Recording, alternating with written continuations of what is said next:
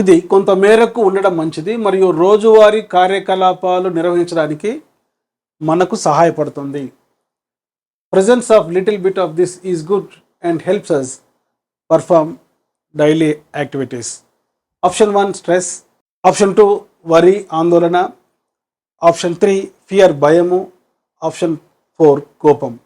So కోపం అనేది రోజువారీ కార్యకలాపాలు నిర్వహించడానికి ఉపయోగపడదు. భయం అనేది కూడా మరి రోజువారీ కార్యకలాపాలు నిర్వహించడానికి సహాయపడదు. అదేవిధంగా ఆందోళన కూడా రోజువారీ కార్యకలాపాలు నిర్వహించడానికి సహాయపడదు. ఇక్కడ ఆన్సర్ స్ట్రెస్, ఒత్తిడి. సో మనిషి శరీరం అనేది ఒక ఐరన్ బాక్స్ అనుకుంటే ఒత్తిడి అనేది హీట్ లాంటిది. ఒక ఐరన్ బాక్స్ ఒక డ్రెస్ను రింకిల్ ఫ్రీ, ముడతలు లేకుండా ఇస్త్రీ చేయాలంటే ఖచ్చితంగా ఐరన్ బాక్స్లో హీట్ ఉండాలి.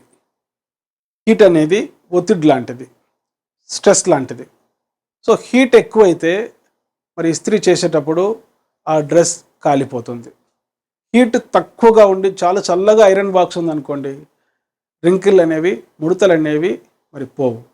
కనుక మనిషి జీవితంలో కూడా అంతో ఇంతో కొన్ని కార్యకలాపాలు సమాజంలో మనం అడ్జస్ట్మెంట్ అయ్యేటప్పుడు స్ట్రెస్ ఉండడం వల్ల ఆ స్ట్రెస్ను అధిగమించడం కోసం మన ఇన్నర్ ఎబిలిటీస్ ఉపయోగిస్తాం. కనుక ఇక్కడ ఆన్సర్ ఏంటంటే ఒత్తిడి.